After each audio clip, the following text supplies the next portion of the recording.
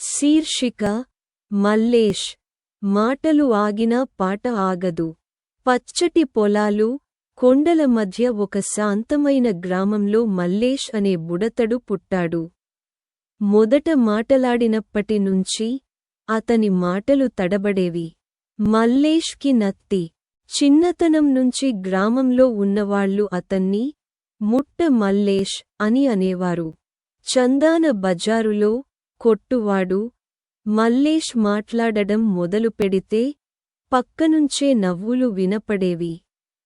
బంధువులు కొంతమంది మెల్లగా మాట్లాడుకునేవారు, ఇతడు జీవితంలో ఏమీ సాధించడు. కాని వాళ్లకి తెలియనిది, అతడి గుండెల్లో ఒక పాట ఉంది.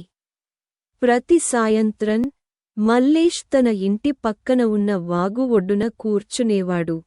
పక్షుల కిలకిల, గాలిలో ముద్దుముద్దుగా కొట్టే చెట్ల ఆకుల శబ్దం, దూరంగా ఎక్కడో ఎవరో గొర్రెల కాపరి కొట్టే డప్పు ధ్వని, ఇవన్నీ అతని మనసుని మురిపించేవి. అతడి మాటలు అటుకుపడినా అతడి గాత్రం మాత్రం పాటల్లో పరవశించేది. అతడు ఎక్కువగా తెలుగు జానపద గీతాలు పాడటం ఇష్టపడేవాడు. భూమిని వర్ణించే పదాలు, రైతుల జీవితం, పల్లె జీవితం, ఇవన్నీ అతడి మనసుని తాకేవి. 1. తరగతి లోపల అవమానం. తెలుగు పద్యాన్ని పాఠశాలలో చదవడానికి మల్లేష్ ముందుకు వచ్చాడు. మొదటి పదంలోనే అతడు అటుకుపోయాడు. మొత్తం తరగతి నవ్వేసింది. గురువు: కూర్చో మల్లేష్, ఇది నీ వల్ల కాదు, నా టైం వేస్ట్ చేయకు. మల్లేష్ తలవంచి కూర్చున్నాడు. కాగితం అతని చేతుల్లో కంపించేది. 2. గ్రామ పంచాయతీ అవమానం. ఒకసారి గ్రామ సభలో మల్లేష్ మాట్లాడే ప్రయత్నం చేశాడు. పదాలు ముందుకు రావడం లేదు. పెద్దమనిషి, నీతో మాట్లాడాలంటే టైం వేస్ట్. మాట్లాడతావా లేక మూడో వాక్యం నింపుతావా? అందరూ నవ్వారు. మల్లేష్ అక్కడ్నుంచి పరుగెత్తాడు. 3. పెళ్లిలో అవమానం. ఒక బంధువు పెళ్లిలో మల్లేష్కి మైక్ ఇచ్చారు. అతడు 2 మాటలు చెప్పేలోపే ఒక తమ్ముడు మైక్ తీసేసి, బిర్యానీ చల్లబడేముందే చెప్పేద్దాం ముచ్చట్లు. అందరూ నవ్వేశారు. మల్లేష్ మూలలో కూర్చున్నాడు, కన్నీళ్లతో. అయినా అతడు తన పాటలతో ముందుకు పోయాడు. అతడి నాన్న, ఒక రైతు, తన కొడుకులో ఉన్న ప్రతిభను గుర్తించేవాడు. పాత డప్పును శుభ్రం చేసి ప్రతి సాయంత్రం మల్లేష్ పాటలకు తాళం వేశాడు. ఒకరోజు గ్రామ హైస్కూల్కు కొత్తగా వచ్చిన తెలుగు లెక్చరర్ రవీంద్ర సర్ అతడి పాటలు విన్నారు.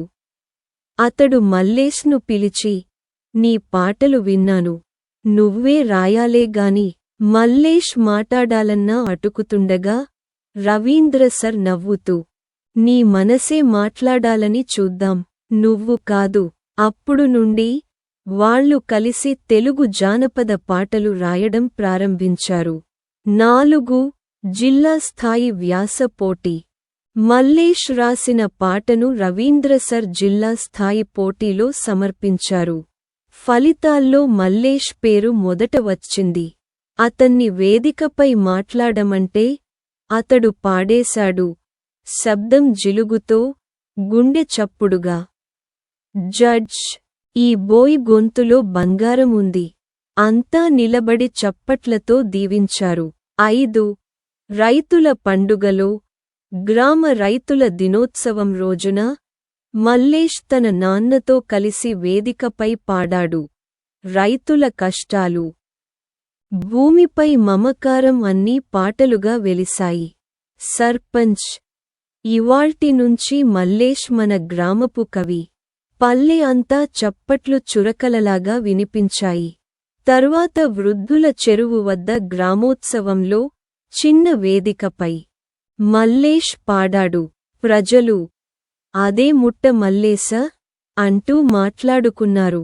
కాని అతడు పాట మొదలుపెట్టగానే ప్రపంచమే మౌనంగా మారింది. అతడి గళం విశ్వాసంతో, బాధతో, గొప్పదనంతో నిండి ఉంది. ఆ రోజు తర్వాత మల్లేష్ జానపద గాయకుడు మల్లేష్ గా మారిపోయాడు. పట్టణం పండుగలకి, నగరాలలోకి అతడిని పిలిచారు. అతడి గాత్రం మనిషిని కదిలించే గంభీరత కలిగి ఉంది. అమెరికా, మలేసియా, దుబాయ్ వంటి దేశాల్లో కూడా అతను తెలుగు జానపద గీతాలు పాడాడు. ప్రతి సంగీత కచేరీలో మొదటే ఇలా చెప్పేవాడు: నేను మాట్లాడేటప్పుడు అటుకుతాను, నత్తి. కానీ పాడేటప్పుడు నా హృదయం స్పష్టంగా మాట్లాడుతుంది.